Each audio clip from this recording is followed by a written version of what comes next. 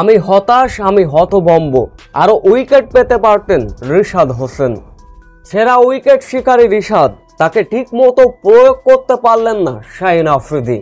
যার পিছনে সব থেকে মূল দায়ী কে ছিলেন জানেন? যা দেখে রেগে একই বললেন পাকিস্তানি সুন্দরী ধারাভাষ্যকার। নিজের দলের হয়ে রিশাদ হোসেন সেরা উইকেট টেকারি, কিন্তু শাহিন আফ্রিদি এটা কি করলেন?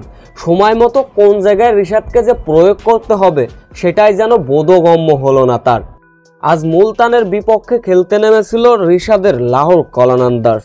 শুরুতে অবশ্য মোহাম্মদ রেজওয়ান ইয়াসিররা রীতিমতো ব্যাটিং তাণ্ডব চালালেন, যার ফলে মাত্র 8.5 বলে দলীয় রান পার করে ফেলেছিল 100 রান। এরপর ব্যক্তিগত প্রথম ওভারে বোলিং আসলেন রিশাদ হোসেন। প্রথম 5টা ডেলিভারি দুর্দান্ত বল করলেন, দিলেন মাত্র 4 রান। কিন্তু ঠিক পরের বলে বিশাল এক মোহাম্মদ রেজওয়ানের কাছে ছক্কা হজম করলেন। ইনিংসের 12তম ওভারে আবারও বোলিংয়ে আসলেন রিশাদ হোসেন। ঠিকঠাকভাবে বোলিং করছিলেন, কিন্তু ওই একই কথা। প্রথম 2 ওভার বোলিং করলেন রিশাদ হোসেন, দিলেন 22 রান। আসলে মূল কথা হচ্ছে শাহিন আফ্রিদি ঠিকমতো রিশাদকে প্রয়োগ করতে পারলেন না।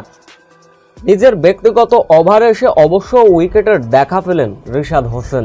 দুর্দান্ত খেলা উসমানকে তিনি সাজঘরে পাঠিয়েছেন।